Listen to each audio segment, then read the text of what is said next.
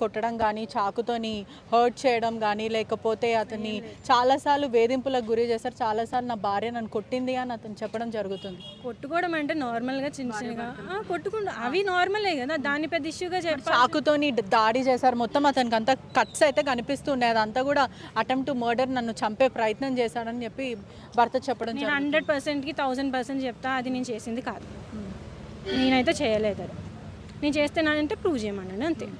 ప్రస్తుతం పోలీసులు ఏమంటున్నారు? మీ కేసు టేకప్ చేశారా లేకపోతే ఏమంటున్నారు? వాళ్ళ వర్జన్ ఏంటి? ఆల్రెడీ ఎఫ్ఐఆర్ కంప్లైంట్ రిజిస్టర్ అయిందండి. నేను ఇచ్చాను, అన్ని ప్రూఫ్స్ ఇచ్చాను ఎఫ్ఐఆర్స్ గురించి. నన్ను కొట్టింది ఆయన అన్నారు కదా, ఆర్టీవీ లైవ్లో అన్నారు, నేను మా ఆవిడ్ని నా ప్రిన్సిపల్స్ విరుద్ధంగా నేను కొట్టలేదు ఎప్పుడు అని. కొట్టారు, మర్డర్ అటెంప్ట్ చేశారు. నెక్స్ట్ నన్ను చంపేసైనా దాన్ని వదిలేసి, నేను దాన్ని చంపేసానో లేదా దాన్ని వదిలేసానో వస్తాను అన్న టైప్లో ఒకరితో వాళ్ళ పిన్నితో మాట్లాడారు. అవి కూడా ఉన్నాయి నా దగ్గర.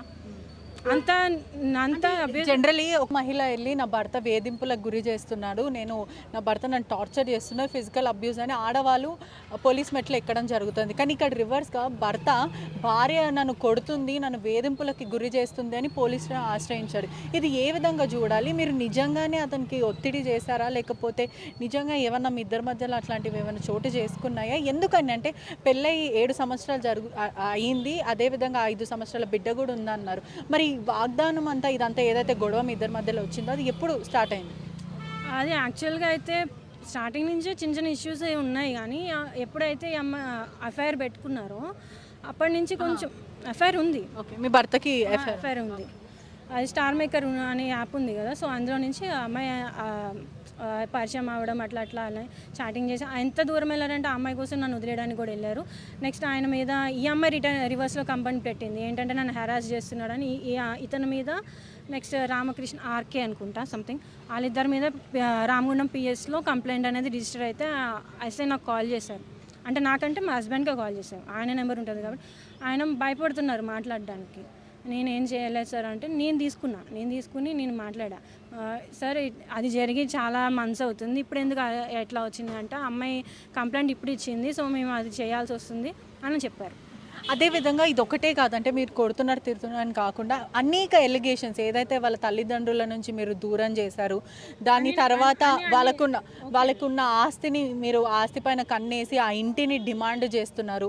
అదేవిధంగా ఆయన ఎప్పుడు బయటికి వెళ్ళాలన్నా మీ పర్మిషన్లు తీసుకోవాలి. కాలేజ్లో ఆయన ప్రొఫెసర్ కాబట్టి కాలేజ్ నుంచి వచ్చిన తర్వాత మొబైల్ మీకు హ్యాండ్ ఓవర్ చేయాలి.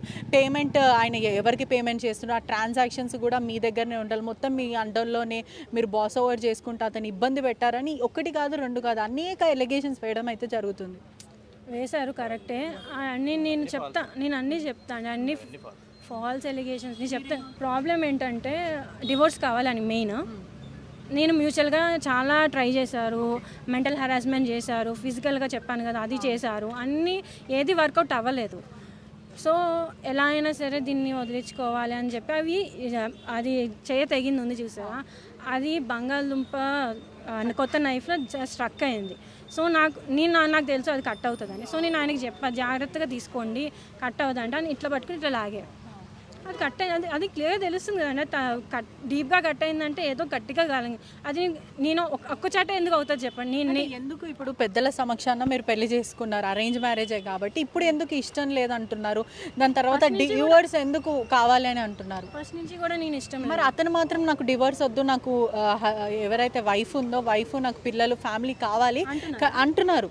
నాకు ఫ్యామిలీ కావాలి కానీ నాకు ఈ హరాస్మెంట్ అనేది ఉండొద్దు, నేను సంతోషంగా ఎవరికైనా కుటుంబం కావాలనే ఉంటుంది, నాకు నా భార్య కావాలి, నా కొడుకు కూడా కావాలి, కానీ నాకు ఈ హరాస్మెంట్ వద్దు, ఇట్లాంటి ఎవరు కూడా తన్నులు తినుకుంటా కాపురం చేయలేరు కదా అని అతని వర్జన్. చెప్తా అండి, నేనేమంటున్నా అంటే డివోర్స్ వద్దు అని అంటున్నా ఇప్పుడు. మరి మొన్నటి దాకా నన్ను ఎందుకు డివోర్స్ కావాలని టార్చర్ పెట్టారు? అంటే మీరు